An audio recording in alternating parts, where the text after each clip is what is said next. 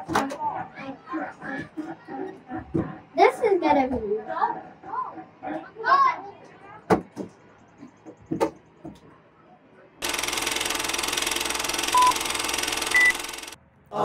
Hello mga ka-dreamers! Welcome back to my vlog. Hello everyone! For today's video, meron lang akong share sa inyo na isang good news na ang IRCC po ay maglo-launch ng panibagong program para sa mga low-skilled worker dito sa Canada. Kung kayo po ay nasa low tier 4 at saka tier 5, ay ito po ay para po sa atin na program na to na ilo-launch ngayong fall season. Ang fall season po ay mag-start ng November until January. Yes, basta fall season guys. Hindi lang sure kung November na ay fall season na po. Sa fall season po ay i-implement ng IRCC itong bagong program para sa mga low-skilled worker na tier 4 at under ng tier 4 saka tier 5. So kami po na caregiver ay nasa tier 4 category. Yun nga lang guys, hindi pa kompleto yung details ng IRCC kung ano-ano mga requirements ang kailangan natin ihanda. Pero based po sa nabasa ko, basta kayo po ay holding work permit, ay kayo po ay eligible dito sa program na bubuksan ng IRCC. Okay, ulitin ko guys, para sa mga under ng tier 4 at tier 5, ito po ay para sa atin na program. Okay? Siguro, ang masishare ko lang sa inyo, kung kayo po ay working na dito sa Canada, kayo nga ay mayroon kayong mga work permit. Siguro ang kailangan i-ready lang yung work experience, reference letter from employer, IELTS or self-PIP, then ECA. Ito yung Educational Credential Assessment galing po sa mga institusyon ng Canada, okay? Like ako, sa ISIS po ako nagpa-assess ng aking education. So, nagpa-assess po ako back 2021. So, ang ECA ko ay ma-expired pa by 2025.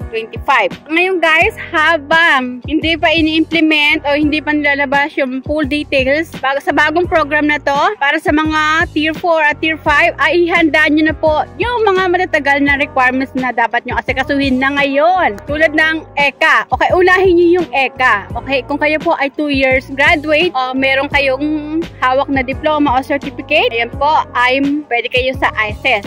Kung kayo naman po ay mataas or 4 years course, ay sa West po kayo magpa-assess ng inyong credential. Okay, sa ISIS nga lang, kailangan meron kayong hawak na diploma certificate at TOR, i-scan nyo yan. Kasi hindi po pwedeng wala kayong hawak na documents, kasi scan po dapat yan. Yung ISIS po ay mataas din po magbigay ng valuation. So ako po ay graduate ng 2 years course, kaya po ISIS po ang pinili ko. Okay, sabihin ko sa inyo, it takes 4 months bago ko nakuha yung hard copy ISIS education ko, yung ECA ko. So kayo nga guys, kung kayo po ay nag-work na dito sa Canada at under kayo ng tier 4 at tier 5, ay asikasuhin nyo na po yung ECA nyo. Kapag may ECA na kayo, sa kanya naman po asikasuhin yung IELTS. Kasi yung IELTS ay madali lang kuhanin. Okay, mag-exam lang kayo kung saan po kayo, kung ano yung gusto nyo, IELTS, self-PIP, ay madali lang po. Ito na yung ECA kasi nga it takes months. Kung ilang months ang pag-process ito ay nakadepende po yan sa institusyon kung saan kayo magpapa-assess. Ulitin ko, pwede kayo magpa-assess sa WES, ICAS, IQAS, ICAS o ICAS, and then ISIS. So, yun po yung mga natatandaan ko ng mga institusyon dito sa Canada kung kayo po ay magpapa-assess ng education nyo sa Pilipinas. Okay, kung kayo po undergraduate, ay hindi po yan i-evaluate nila. Kung ang caregiving na tapos naman po kayo ng caregiving course at hindi po kayo graduate ng 2 years, ay hindi po din yun po i-evaluate. Okay, kailangan po ay naka 72 units kayo. Kahit undergraduate, basta pasok sa 72 units ay okay po yan. Pero kung wala kayong 72 units, ay hindi po kayo ma-assess ng mga institusyon dito sa Canada.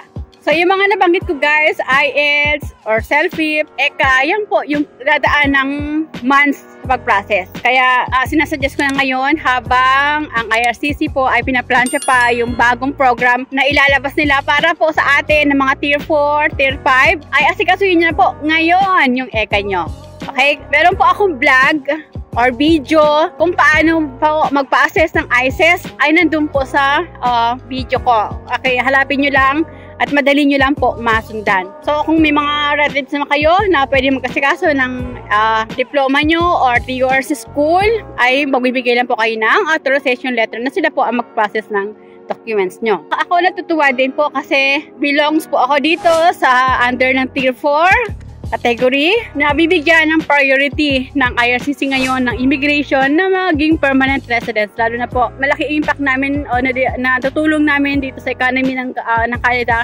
Kaya ngayon ay bibigyan po nila kami, bibigyan nila tayo ng prioridad ng maging permanent resident. Sana nga mas babaan nila yung IELTS language o yung self-PIPS para naman madali na makapag-apply ng permanent resident. Kasi alam nyo guys, karamihan po talaga na matatagal na dito sa Canada, dyan po sila nag-struggle sa pagkuha ng language exam like self-PIP or IELTS. Hindi nila makuha yung score na dapat yun na nire-require ng IRCC. Kaya sana nga, praying din po ako na mas babaan nila yung IELTS language or kaya sana yung ano ba yun, yung kukuha na lang sa school ng medium language certificate para talagang madali na makapag-apply ng permanent residence. Okay, pray natin guys na sana nga mas babaan ng IRCC yung requirements para sa language exam kasi yun naman talaga ang pinakamahirap sa lahat. Okay, yung language exam. Kaya abangan natin guys yung ilalabas ng IRCC sa fall season na program for permanent residents para sa Tier 4 category at Tier 5 category. Kung kayo po kung yung work permit nyo ay nasa Tier 4 at Tier 5, ito na po yung chance natin na makapag-apply ng permanent residence. Okay, actually naman meron naman pong nilabas yung IRCC para sa amin na mga caregiver na bubuksan nga ngayong fall season or early 2025 na from 12 months experience to 6 months experience na lang. Yan po ay napakagandang balita din po yan para sa mga caregiver. Ano lang po yan, para po yan sa mga caregiver lang na from 12 months experience to 6 months na lang ang experience na kakailangan namin para ho makapag-apply kami ng permanent residence. So, ang IRCC po talaga ay nag-announce na po ng new program para sa mga caregiver tulad namin. Tapos ngayon ay maglalabas ulit sila ng panibagong program para sa mga Tier 4 at Tier 5 category. Okay, tara na guys, punta na kayo dito sa Canada para mag-start na kayo, mag-gain experience at makapag-apply na rin po kayo ng permanent residence. Okay, lalo na ngayon, nakikita na ng IRCC o ng government ng Canada yung hihirap natin na naitutulong natin sa economy dito sa Canada. Kaya kayo mga nasa Tier 4 at Tier 5 ay bibigyan na rin ho ng chance na maging permanent residence dito sa Canada. So, yun ang inaano ko lang ay babaan yung language exam kasi yan po talaga yung pinaka mahirap sa lahat. Kasi sabihin ko sa inyo na meron akong isang friend, 5 years na dito, hindi siya makapag-apply ng permanent residence. Caregiver din siya, hindi siya makapag-apply ng permanent residence kasi lagi siyang bumabagsak sa IELTS. Mahirap naman talaga yung IELTS guys, mahirap. Kahit napakatalino mo, yung iba bumabagsak din po sa IELTS eh. So yun lang guys, antayin natin sa fall season yung bibigay ng IRCC full guidelines para kung paano tayo makakapag-apply ng permanent resident para sa mga Tier 4 at Tier 5 category for permanent resident. So, napakagandang balita po yan.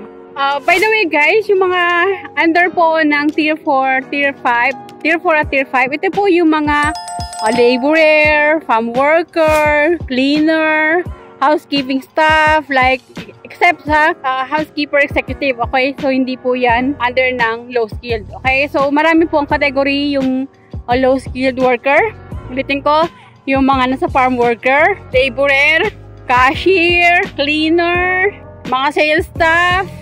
Okay, kung kayo po hindi sigurado sa category nyo under Tier 4 at Tier 5, okay, nandyan naman po yun sa work permit nyo kung ano nakalagay na code. Okay, kung national occupation, nakalagay naman po dyan kung ano yung code nyo. So, i-search nyo lang po sa IRCC kung anong category po kayo. Pero po, ang caregiver po kasi ay nasa low skilled category din. So, under category 4 kami. Pero kami kasi mga caregiver ay meron po may sarili pong program ng IRCC para sa mga caregiver. So, di lang po ako sure sa mga ibang low skilled. Pero ang alam ko, mga cleaner, mga nagtatrabaho sa hotel, except executive housekeeper, and laborer, yung mga nagtatrabaho sa farm, sa construction worker, lahat po. Madali lang po, i-search nyo lang sa Google at lalabas naman po yung mga NOC code kung ano yung mga under ng Tier 4 at Tier 5. Kung kayo at saka nakalagay naman po nga yun sa work permit nyo kung ano pong anong category kayo, kung nasa under kayo ng Tier 4 or Tier 5. So, i-check nyo lang guys yung mga under ng Tier 4 at Tier 5 para pag lumabas na yung bagong program na i-release ng IRCC para sa mga Tier 4 at Tier 5 for permanent residents, ay madali na lang po. Okay? So, ready na po ang lahat. I-ready nyo na habang hindi pa nilalabas ang full guidelines ng IRCC. So yun lang guys, share ko lang sa inyo yung bagong program na bubuksan ng IRCC ngayong fall season para sa mga Tier 4 at Tier 5 category. Okay? Ito na yung chance para ho makapag-apply ng permanent residence yung mga low-skilled worker. Asikasuhin nyo na yung mga requirements nyo para ho kapag nagbukas po yung program na to at i-implement na ng IRCC ay ready na po yung mga documents nyo. Ipapasa nyo na lang po online. Okay, puro naman online application na ngayon guys. So, madali na lang po ang application at pwede nyo rin po yung gawing do it yourself. Aralin nyo lang kung paano para less gastos at hindi nyo na po kailangan magbayad ng consultant at hindi nyo na po kailangan magbayad ng 1,000 Canadian dollars. Okay? So, makakasave kayo ng pera. At the same time, ay pwede nyo pong ma-check every time yung inyong application kung kayo po ay mag-do it yourself online. Okay? So, ilang guys. Na-share ko lang sa inyo yung bagong program na lalabas ngayong fall season para sa mga Tier 4, Tier 5 for permanent residents dito sa Canada. So guys, if you find my video helpful, please subscribe naman po and do like and share na rin po kung nagustuhan niyo po yung mga video ko. At nakakatulong po sa inyo, please pakiclick naman po yung bell notification para ma-notify po kayo sa mga bago kong video. So yun lang guys, good luck, thank you for watching, bye, God bless all.